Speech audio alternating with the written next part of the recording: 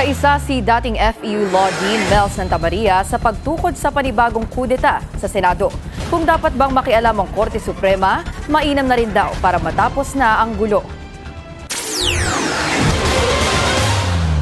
Kasunod ng debate sa constitutionality ng pagbabase ng new Senate majority sa landmark Avellino versus Cuenco case of 1949 na nagsasabing valid ang quorum of 12 out of 24 senators kapag beyond coercive reach na ng mataas na kapulungan ng ilang miyembro nito, may tugon si former FEU Law Dean Mel Santamaria sa argumento ng Cayetano Bloc na hindi maaaring i-impose ng Gatchalian Bloc ang Avellino case dahil pero hindi po maaaring gawing shortcut ang Avellino upang pababain ang bilang ng mga senador na kailangan para sa quorum, sa eleksyon, at para magkaroon ng reorganization sa Senado.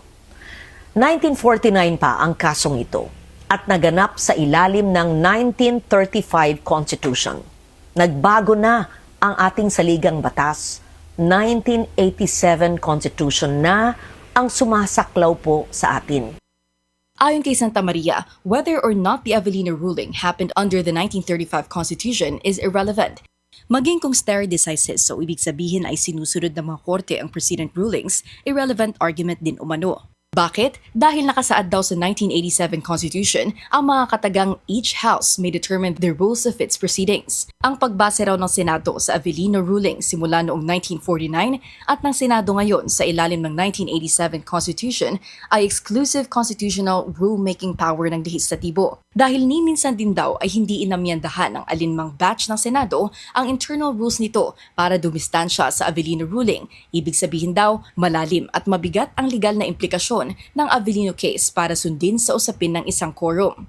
Dagdag ni Santamaria, hindi na kailangan pang manghimasok ng Supreme Court para solusyonan ang gridlock dahil gumana naman na raw ang batas ng piliin ng paksyon ni Gatchalian na kumilos para hindi maparalisa ang Senado. One block of senators tried to weaponize the quorum requirement in order to paralyze the Senate, while the other moved to prevent it, ani Santamaria. Hindi lang daw constitutional at legal ang nangyaring Senate coup, kundi kinakailangan para hindi matenga ang mataas na kapulungan.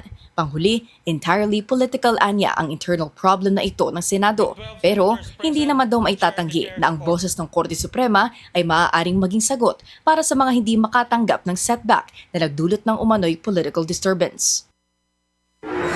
Matatanda ang nagpetisyon ng isang guro sa High Court para ideklarang valid at constitutional ang June 3 session. Giit ng petitioner na si Barry Tayam, kumilos ang Gatchalian Bloc within the coercive power of the chamber dahil on the run si De La Rosa habang nasa selda naman si Senador Jinggoy Estrada.